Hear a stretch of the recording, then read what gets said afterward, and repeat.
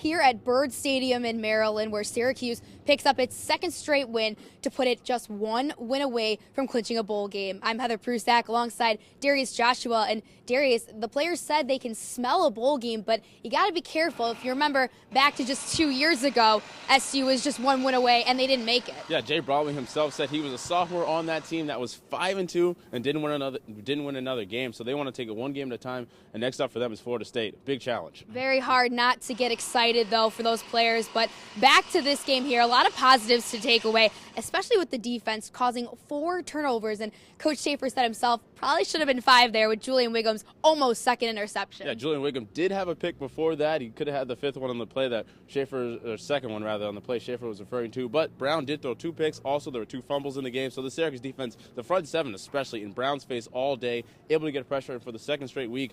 Almost had a shutout, only allowed 3 points in the game. But now going over to the offense for Syracuse, they started off the game hot. That's just what you want from SU, with a scoring drive right out of the gate. So big to start off with that momentum right away. Yeah, Schaefer said all season that he wants this offense to have some consistency. They had a lot on the first drive, 16 plays, 80 yards, and Jerome Smith capitalized it off with a 1-yard touchdown run.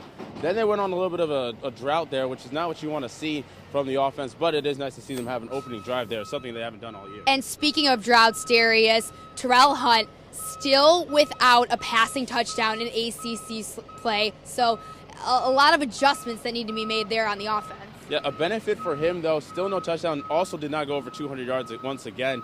But he still has Jerome Smith, who had 28 carries, 118 yards, and 2 touchdowns in this game. So he has those 2 guys that he says he leans on throughout the season to kind of help him out and help him pick him up, since he is a young quarterback. And especially now going to the running game with Prince Tyson Gully out. He missed a little bit of this game, and Coach Schaefer said he was very disappointed there that he didn't get the carries that he hoped coming into the game. Well, Coach Schaefer said at halftime, said it was probably about a high ankle sprain, but he does look to be okay. He should be back within a couple weeks, or at least next week himself. He only had 1 carry, 3 yards in this game. He did want to be out there, but George Morris II did return, and he had 2 big carries in the second quarter. So Coach Schaefer himself has said they got a lot of talented guys in the backfield, so it's okay that Prince Tyson Gully was out for this one. Yeah, Coach Schaefer is very big on George Morris. He says that, there are a lot of plays that no one really sees unless, you're on the team in practice. So he has some high hopes there for George Morris. And now over to some of the other not so good plays in this game, the penalties. 12 penalties for over 100 yards in this. And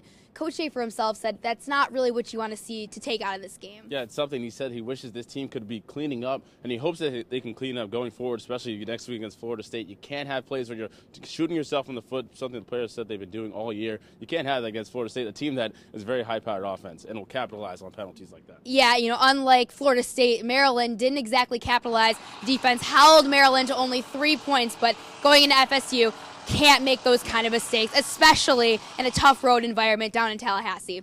Well, that's it if you're here at Byrd Stadium for Citrus TV, but be sure to keep it right here at sportsblog.citrustv.net for all of your remaining Syracuse football games this season.